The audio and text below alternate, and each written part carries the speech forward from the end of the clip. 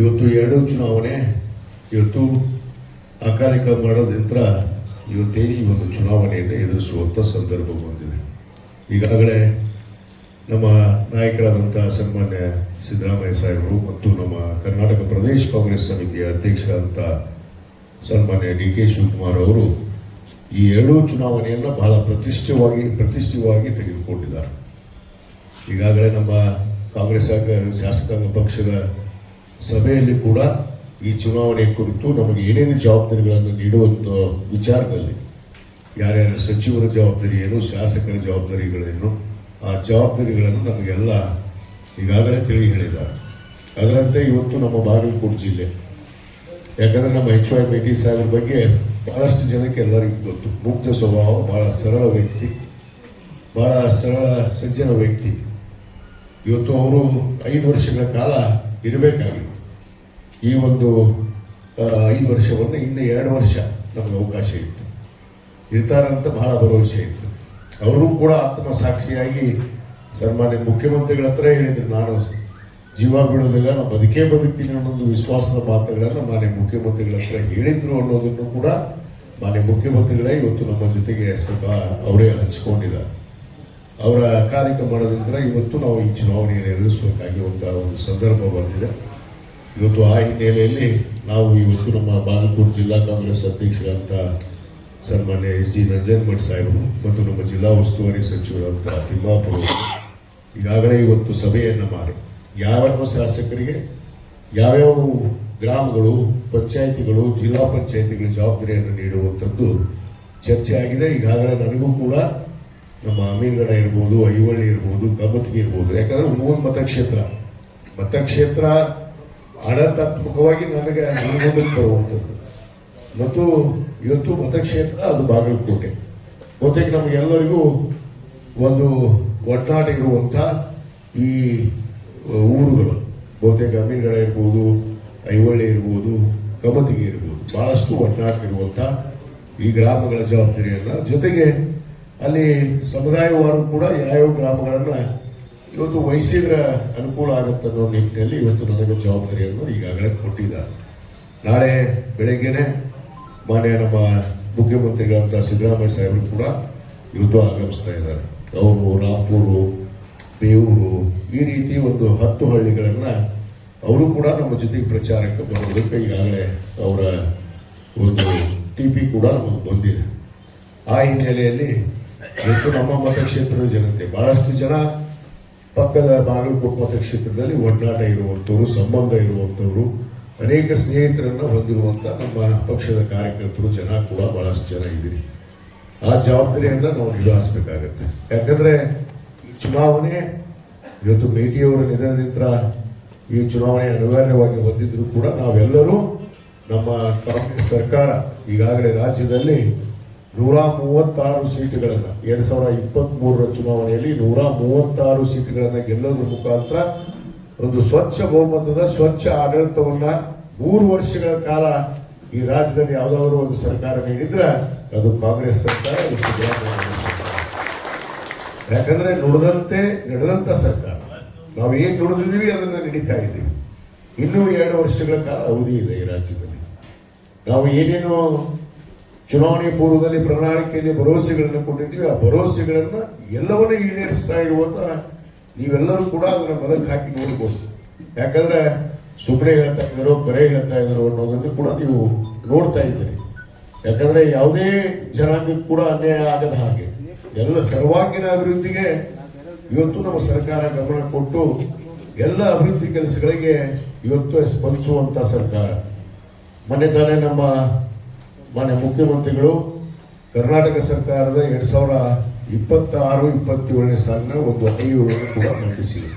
ತಮಗೆ ಗೊತ್ತಿದೆ, ಬಹಳ ಚೆನ್ನಾಗಿ ಟೀಕೆ ಮಾಡುವಂಥದ್ದು ಸಹಜ, ಆದರೆ ಆ ಟೀಕೆಯಲ್ಲಿ ಅರ್ಥ ಇರಬೇಕು. ಸುಮ್ಮನೆ ವಿನಾಕಾರಣ ವಿರೋಧ ಪಕ್ಷದಲ್ಲಿ ಕುತ್ಕೊಂಡು ಟೀಕೆ ಮಾಡುವಂಥದ್ದು ಆಗ್ತದೆ. ಯಾಕಂದ್ರೆ ಚಂಬು ಕೊಟ್ಟರು ಅಂತ ಹೇಳಿ ಕೆಲವಷ್ಟು ವಿರೋಧಿಗಳು ಅದನ್ನು ಚಂಬು ಹಿಡ್ಕೊಂಡು ಏನು ನಮ್ಮ ಸರ್ಕಾರದ ಆಯೋಗದ ಮೇಲೆ, ಬಜೆಟ್ ಮೇಲೆ ಚಂಬು ಅಂತ ಹೇಳಿದ್ರು. ಕೇಂದ್ರ ಸರ್ಕಾರಕ್ಕೆ ನಮ್ಮ ಮುಖ್ಯಮಂತ್ರಿಗಳು ಚಂಬು ಹಿಡಿದಿದ್ರು, ಅದಕ್ಕೆ ಹೊಳ್ಳಿ ಚಂಬು ಅವ್ರು ಹಿಡಿದಾರೆ ಈ ಕೈಯಾಗ ಅಷ್ಟೇ. ಅದಾದ್ರೂ ಅರ್ಥ ಕೇಂದ್ರ ಸರ್ಕಾರ ಮಾಡಿರುವಂತ ಬಜೆಟ್ ನಮ್ಮ ರಾಜ್ಯಕ್ಕೆ ಕೊಟ್ಟಿರುವಂಥದ್ದು ಚಂಬು ಅನ್ನೋ ಮಾತಲ್ಲ. ಅದರ ಚಂಬನ್ನ ಅವರ ತೋರಿಸ್ಕೊಂಡ್ರ, ಅಂದ್ರೆ ನಾವು ನಿಮಗೆ ಕರ್ನಾಟಕ ರಾಜ್ಯ ಜನತೆಗೆ ಚಂಬು ಕೊಟ್ಟಿವಿ ಅಂತ ಹೇಳಿ ಇವತ್ತು ಬಿಜೆಪಿ ಅವರು ತೋರಿಸ್ಕೊಂಡ್ರ. ಅದು ನಮ್ಮ ಸರ್ಕಾರ ಅಲ್ಲ, ನಮ್ಮ ಮುಖ್ಯಮಂತ್ರಿಗಳು ಕೂಡ ಆ ಕೆಲಸವನ್ನು ಮಾಡಿಲ್ಲ. ಯಾಕಂದ್ರೆ ಯಥಾಸ್ಥಿತಿಯಾಗಿ ನಾವು ಏನು 5 ಗ್ಯಾರಂಟಿಗಳನ್ನು ಕೊಟ್ಟಿದ್ವಿ, ಆ 5 ಗ್ಯಾರಂಟಿಯನ್ನು ಮುಂದುವರಿಸ್ತಾ ಇದ್ವಿ. ಅದರಲ್ಲಿ ಯಾವುದೇ ಬಹಳಷ್ಟು ಜನ ವಿರೋಧಗಳು ಬಂದರೂ ಕೂಡ, ಯಾಕಂದ್ರೆ ಟೀಕೆ ಮಾಡಿದ್ರು ಇದೆ ಬಿಜೆಪಿಯವರು. ಏನು 5 ಗ್ಯಾರಂಟಿ ಕೊಟ್ರಿ, 10 kg ಅಕ್ಕಿ ಕೊಟ್ರಿ, 2,000 ರೂಪಾಯಿ ಕೊಟ್ರಿ, 200 ಯೂನಿಟ್ ಉಚಿತವಾಗಿ ಕರೆಂಟ್ ಕೊಟ್ರಿ, ಮಹಿಳೆಯರಿಗೆ ಉಚಿತವಾಗಿ ಬಸ್ ಪ್ರಯಾಣ ಕೊಟ್ರಿ ಅನ್ನೋದನ್ನ. ಆದ್ರೆ ಅದನ್ನ ಕಾಪಿ ಮಾಡಕತ್ತಾರೆ ಎಲ್ಲ ಕಡೆ. ಉಳಿದ ರಾಜ್ಯದೊಳಗೆ ಅವರೇ ಕಾಪಿ ಮಾಡಕತ್ತಾರೆ, ನಾವು ಬಿಜೆಪಿ ಅವರೇ ಕಾಪಿ ಮಾಡಕತ್ತಾರ. ಇಂಥ ಪರಿಸ್ಥಿತಿ ಅನ್ನೋದು ಅವ್ರು ತಂದುಕೊಂಡಿದ್ದಾರೆ. ಯಾಕಂದ್ರೆ ನಮ್ಮ ರಾಜ್ಯದಲ್ಲಿ ಯಶಸ್ವಿ ಆಗಿದೆ ಅನ್ನೋದು ಅವರಿಗೂ ಕೂಡ ಅರಿವಾಗಿದೆ, ಜನರು ಸಂತೋಷವಾಗಿದ್ದಾರೆ ಅನ್ನೋದು ಕೂಡ ಅರಿವಾಗಿದೆ. ಆ ಹಿನ್ನೆಲೆಯಲ್ಲಿ ಇವತ್ತು ನಮ್ಮ ಸರ್ಕಾರ ನಡೆದಂಥ ಸರ್ಕಾರ ಇವತ್ತು ಆ ಒಂದು ವಿಚಾರಗಳನ್ನು ಇಟ್ಕೊಂಡು ನಾವು ಚುನಾವಣೆಯನ್ನು ಎದುರಿಸಬೇಕಾಗತ್ತೆ. ಇವತ್ತೇನು ಉಮೇಶ್ ಮೇಟಿ ಅವರು ಕೂಡ ಅವರ ತಂದೆಯ ಜೊತೆಗೆ ಹಲವಾರು ವರ್ಷ ಕೆಲಸಗಳನ್ನು ಮಾಡಿದ್ದ ಅನುಭವ ಇದೆ. ಅವರ ಹಿರಿಯ ಮಗ ಆಗಿರ್ಬೋದು, ಅವರ ಮಲ್ಲಿಕಾರ್ಜುನ್ ಅವರ ದೊಡ್ಡ ಮಗ ಮತ್ತು ಹಿರಿಯ ಮಗ ಉಮೇಶ್ ಮೇಟಿ ಅವರು ಮತ್ತು ಬಾಯಕ ಮೇಟಿ ಅವರು ಕೂಡ ತಾವು ನೋಡಿದ್ರು, ಜಿಲ್ಲಾ ಪಂಚಾಯತ್ ಅಧ್ಯಕ್ಷ ಆಗಿ ಕೂಡ ಕೆಲಸ ಮಾಡಿದ್ರು. ಮಾನ್ಯ ಮುಖ್ಯಮಂತ್ರಿಗಳೇ ಇವತ್ತು ಉಮೇಶ್ ಮೇಟಿ ಅಭ್ಯರ್ಥಿ ಇರಲಿ ಅಂತೇಳಿ ಆಯ್ಕೆ ಮಾಡಿರೋ ಹಿನ್ನೆಲೆಯಲ್ಲಿ ಉಮೇಶ್ ಮೇಟಿ ಅವರಿಗೆ ಇವತ್ತು ಪಕ್ಷ ಅಧಿಕೃತವಾಗಿ ಅವರಿಗೆ ಅಭ್ಯರ್ಥಿಯನ್ನಾಗಿ ಮಾಡಿದೆ. ಅವರ ಗೆಲ್ಲಿಸುವಂತ ಜವಾಬ್ದಾರಿ ನಾವು ಇಡೀ ಜಿಲ್ಲೆಯ ಶಾಸಕರು, ಸಚಿವರು ತೆಗೆದುಕೊಂಡಿದ್ವಿ. ಅದರ ಜೊತೆಗೆ ನಮ್ಮ ಕಾಂಗ್ರೆಸ್ ಪಕ್ಷದ ಕಾರ್ಯಕರ್ತರು ತೆಗೆದುಕೋಬೇಕು ಅನ್ನೋದು ನಮ್ಮೆಲ್ಲರ ಉದ್ದೇಶ. ಅಂದಾಗ ನಾವು ಗೆಲ್ಲಿಸುವಂಥದ್ದು ಸಾಧ್ಯ ಆಗುತ್ತೆ. ಬಹಳಷ್ಟು ಜನ ಮಾತಾಡ್ತಾರೆ ಹಂಗೆ ಇಲೆಕ್ಷನ್ ಐತಿ, ಹಿಂಗೆ ಇಲೆಕ್ಷನ್ ಐತಿ, ಹಂಗೆ ಟೈಟ್ ಐತಿ, ಹಿಂಗೆ ಟೈಟ್ ಐತಿ, ಅಲ್ಲಿ ಬಾಗಲಕೋಟೆ ಓಟು ಬರೋದಿಲ್ಲ, ಅಲ್ಲಿ ಬರೋದಿಲ್ಲ. ಯಾಕೆ ಬರೋದಿಲ್ಲ ನಮ್ಗೆ ಗೊತ್ತೈತಿ, ಓಟು ನಾವು ಬರೆಸೋದು ಗೊತ್ತೈತಿ ನಮಗೆ. ಅದಕ್ಕೆ ಅವ್ರು ಮಾತಾಡ್ತಾರೆ ಸುಮ್ಮನೆ. ಇವತ್ತು ನೋಡ್ರಿ ಬಹುದಿನದ ಬೇಡಿಕೆ ಬಾಗಲಕೋಟೆಗೆ. ಯಾಕಂದ್ರೆ ಬಹಳ ದಿವಸದಿಂದ ಅಲ್ಲಿ ಒಂದು ಮೆಡಿಕಲ್ ಕಾಲೇಜ್ ಆಗಬೇಕು ನಮ್ಮ ಜಿಲ್ಲೆಗೆ. ಪ್ರತಿ ಜಿಲ್ಲೆಗೂ ಮೆಡಿಕಲ್ ಕಾಲೇಜನ್ನು ಮಾಡುವಂಥದ್ದು ಉದ್ದೇಶ ನಮ್ಮ ಸರ್ಕಾರ ಬಂದಿದೆ. ಅದರಲ್ಲಿ ಬಾಗಲಕೋಟೆಗೆ ನಮ್ಮ ಸನ್ಮಾನ್ಯ HYBT ಅವರಿದ್ದಾಗ ಅವರು 2017ರಲ್ಲೇ ಈ ಮೆಡಿಕಲ್ ಕಾಲೇಜ್ ಮಾಡಲೇಬೇಕು ಅಂತೇಳಿ ಹಠ ಹಿಡಿದು ಕುಂತಾಗ ಮಾನ್ಯ ಮುಖ್ಯಮಂತ್ರಿಗಳು 2017ರಲ್ಲೇ ಮಂಜೂರಾತಿಯನ್ನು ಕೊಟ್ಟಿದ್ದಾರೆ. ಬಹುತೇಕ ಅಂದು ಸರ್ಕಾರದ ಯೋಜನೆ ಅಡಿಯಲ್ಲಿ ಪಟ್ಟಿಯಲ್ಲಿ ಅದು ಮೆಡಿಕಲ್ ಕಾಲೇಜನ್ನು ಸೇರ್ಪಡೆ ಮಾಡಿದೆ. 2018ರಿಂದ 23ವರೆಗೆ ಇರುವಂತ ರಾಜ್ಯದಲ್ಲಿ ಸರ್ಕಾರ ಏನು 4 ವರ್ಷ ಈ ರಾಜ್ಯದಲ್ಲಿ ಬಿಜೆಪಿ ಮಾಡಿದ್ರು. ಇವತ್ತು ಮೆಡಿಕಲ್ ಕಾಲೇಜ್ ಒಂದೇ ಬಿಡ್ರಿ, 600 ಭರವಸೆಗಳನ್ನು ಕೊಟ್ಟಿದ್ರು ಅವರು ಚುನಾವಣೆಯಲ್ಲಿ. 2018ರ ಚುನಾವಣೆಯಲ್ಲಿ 600 ಭರವಸೆಗಳಲ್ಲಿ ಈಡೇರಿಸಿದ್ದೆಷ್ಟು 152 ಅಷ್ಟೇ, 152. ಇನ್ನು 458 ಭರವಸೆಗಳು ಹಂಗ ಸುಳ್ಳಾಗಿದ್ದಕ್ಕೆ ಮತ್ತೆ 23 ಜನರು ಮನೆಯಾಗ ಕುಂದಿರಿಸಿದ್ರು. ಅವರು ಇನ್ನಾರಿಗೂ ಅರಿವು ಆಗ್ತಾ ಇಲ್ಲ ಅವ್ರಿಗೆ. ಬರೀ ನಮ್ಮನ್ನು ಸುಳ್ಳು ಅಂತ ಹೇಳ್ತಾರೆ, ತಾವು ಸುಳ್ಳು. ಒಂದು ರೈತರ ಬೆಂಬಲ ಬೆಲೆ ಕೊಡ್ಲಿಲ್ಲ, ಒಂದು ರೈತರಿಗೆ ಪರಿಹಾರ ಕೊಡ್ಲಿಲ್ಲ, ಯಾವುದೇ ರೀತಿ ಅಭಿವೃದ್ಧಿ ಕೆಲಸಗಳು ಆಗ್ಲಿಲ್ಲ. ನಿಮಗೆ ಗೊತ್ತಿದ್ದು ನಮ್ಮ ಮತಕ್ಷೇತ್ರದಲ್ಲಿ ಒಂದು ರಸ್ತೆ ಕೂಡ ಉಳಿದಿದ್ದಿಲ್ಲ. ಇವತ್ತು ಹೋಗಿ ರಸ್ತೆ ನೋಡ್ರಿ ನೀವು, ಎಲ್ಲ ಪ್ರಮುಖ ರಸ್ತೆಗಳನ್ನು ನೋಡ್ರಿ, ಎಷ್ಟು ರಸ್ತೆಗಳಾಗಿಲ್ಲ. ಈ ಕಳೆದ 3 ವರ್ಷದಲ್ಲಿ ಏನೇನು ಅಭಿವೃದ್ಧಿಗಳು ಆಗ್ಬೇಕಾಗಿದೆ ಈ ತಾಲೂಕಿನಲ್ಲಿ, ಎಲ್ಲ ರಸ್ತೆಗಳನ್ನು ಒಳಗೊಂಡು, ಕುಡಿ ನೀರನ್ನು ಒಳಗೊಂಡು, ಮೂಲಭೂತ ಸೌಕರ್ಯಗಳನ್ನು ಒಳಗೊಂಡು, ಮತ್ತು ಇಳಕಲ್ ನಗರಕ್ಕೆ ನಮ್ಮ ಹಿರಿಯರು ಹೇಳಿದ್ರು ಸುಂದರ ನಗರವನ್ನು ಮಾಡ್ತೀನಿ ಅಂತ ಹೇಳಿದ್ರೆ ಅದು ಮಾಡೇ ಮಾಡ್ತೀನಿ. ಈಗಾಗಲೇ ನಾವು ಈಜುಕೊಳ್ಳ ಕಟ್ತಾ ಇದ್ದೀವಿ, ಒಂದು ಕ್ರೀಡಾಂಗಣ ಮಾಡ್ತಾ ಇದ್ದೀವಿ. ಮೊನ್ನೆ ನಮ್ಮ ಮುಖ್ಯಮಂತ್ರಿಗಳು ಕೊಟ್ಟಿರುವಂತ 50 ಕೋಟಿ ಅನುದಾನದಲ್ಲಿ ಇಳಕಲ್ ನಗರದ ಪ್ರಮುಖ ಬೀದಿಗೆ ಇವತ್ತು 5 ಕೋಟಿ ರೂಪಾಯಿ ರಸ್ತೆಗಾಗಿ ಇವತ್ತು ಮತ್ತು ಹೊಸದಾಗಿ ಒಂದು ಬ್ರಿಡ್ಜ್ ಅನ್ನು ಕೂಡ ಅಲ್ಲಾಪುರಪೇಟೆ ಅಂತ ನಮ್ಮ ಊರಿಗೆ ಇಳಕಲ್ಲಿಗೆ ಮುಖ್ಯ ರಸ್ತೆಯನ್ನ ಒಂದು ಬ್ರಿಡ್ಜ್ ಅನ್ನು ಕೂಡ ನಾವು ಮಾಡ್ತಾ ಇದ್ವಿ. ಇಂತಹ ಅನೇಕ ಕೆರೆ ಕೂಡ 9 ಕೋಟಿ ರೂಪಾಯಿಯಲ್ಲಿ ಒಂದು ಕೆರೆ ಕೂಡ ಮಾಡ್ತಾ ಇದ್ವಿ ಇಳಕಲ್ಲಲ್ಲಿ. ಇಂಥ ಅನೇಕ ಯೋಜನೆಗಳು ಇವತ್ತು ನಡೆದಿದೆ. ಇವತ್ತು ಜಿಲ್ಲೆಯಲ್ಲಿ ಕೂಡ ನಮ್ಮ ಮೇಟಿ ಸಾಹೇಬರ ಕ್ಷೇತ್ರದಲ್ಲಿ ಕೂಡ ಅನೇಕ ಅಭಿವೃದ್ಧಿ ಕೆಲಸ ಆಗಿದಾವೆ. ಅದೊಂದು ಮೆಡಿಕಲ್ ಕಾಲೇಜ್. ಸನ್ಮಾನ್ಯ ಚರಂತಿಮಠ ಅವರು ಏನು 2018ರಿಂದ 23ರವರೆಗೆ ಅವರೇ ಶಾಸಕರಿದ್ರು. ಅವಾಗ ಮೆಡಿಕಲ್ ಕಾಲೇಜ್ ಬಗ್ಗೆ ಒಂದು ದಿವಸ ಚಕಾರ ಅಂತ ಹೇಳ್ತಿಲ್ಲ, ಯಾಕಂದ್ರೆ ಅವ್ರ ಸ್ವಂತ ಮೆಡಿಕಲ್ ಕಾಲೇಜ್ ಐತಿ. ಯಾಕಂದ್ರೆ ಈ ಮೆಡಿಕಲ್ ಕಾಲೇಜ್ ಮಾಡಿದ್ರೆ ಅವ್ರ ಬಾಯಾಗ ಮಣ್ಣು ಬೀಳುತ್ತೆ ಅನ್ನೋದು ಅವ್ರಿಗೆ ಗೊತ್ತೈತಿ. ಅದಕ್ಕೆ ಅದನ್ನ ಮಾಡಲಿಲ್ಲ. ಇವತ್ತು ಹೇಳ್ತಾರೆ ಅವರು ಮೆಡಿಕಲ್ ಕಾಲೇಜ್ ಇಲೆಕ್ಷನ್ ಬಂದಂತ ಮಾಡಾಕತ್ತೀರಿ ಅಂತೇಳಿ. ಅದಕ್ಕೆ ಅನುದಾನ ಸ್ಯಾಂಕ್ಷನ್ ಮಾಡಿವಿ, ಜಾಗ ಗುರುತಿಸಿವಿ, ಇನ್ನೇನು ಕೆಲಸ ಪ್ರಾರಂಭ ಮಾಡೋದಕ್ಕೆ ನಾವು ಶಂಕುಸ್ಥಾಪನೆಯನ್ನು ಮಾಡಿದ್ವಿ. ಅದಕ್ಕೆ ಟೀಕೆ ಟಿಪ್ಪಣಿ ಸಹಜವಾಗಿ ಅದಕ್ಕೆ ಅವ್ರು ಇದ್ದಾಗಲೇ ಮಾಡಬೇಕಾಗಿತ್ತು.